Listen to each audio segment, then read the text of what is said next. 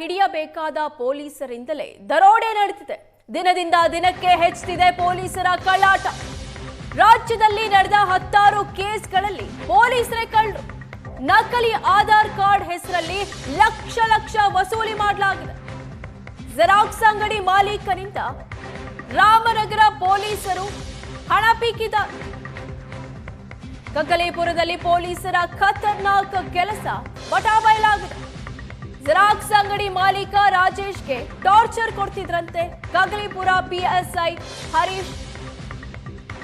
Xerox ಅಂಗಡಿ ಮಾಲೀಕನಿಂದ 1.6 ಲಕ್ಷ ಹಣ ವಸೂಲಿ ಮಾಡಿದ್ದಾರೆ.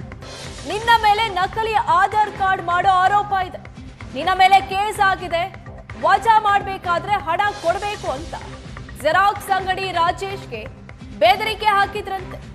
ಬೆದರಿಕೆ ಹಾಕಿ ಪಿಎಸ್ಐ ಹರೀಶ್ ಹಣ ಕೂಡ ಕಿತ್ತಿದ್ರಂತೆ. 3 ಕಂತಿನಲ್ಲಿ ಕಗ್ಗಲೀಪುರ ಪಿಎಸ್ಐ ಹರೀಶ್ ಹಣ ಪಡೆದಿದ್ರಂತೆ.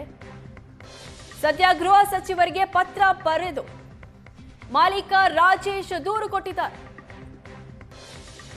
ಪ್ರಕರಣ ಗಂಭೀರವಾಗಿ ಪರಿಗಣಿಸಿ ಪಿಎಸ್ಐ ಸಸ್ಪೆಂಡ್ ಮಾಡಿ ಅಂತ ಆದೇಶ ಹೊರಡಿಸಲಾಗಿದೆ.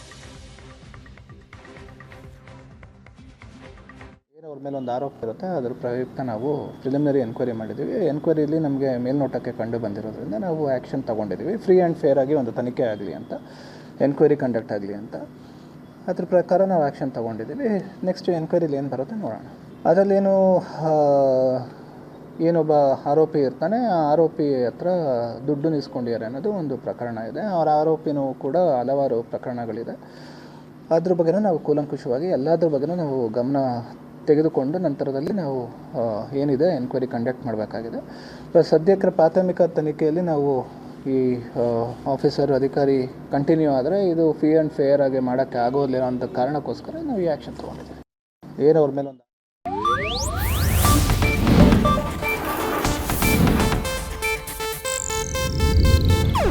ಇದು ಏಷ್ಯಾನೆಟ್ ನ್ಯೂಸ್ ನೆಟ್ವರ್ಕ್ ಪ್ರಸ್ತುತಿ.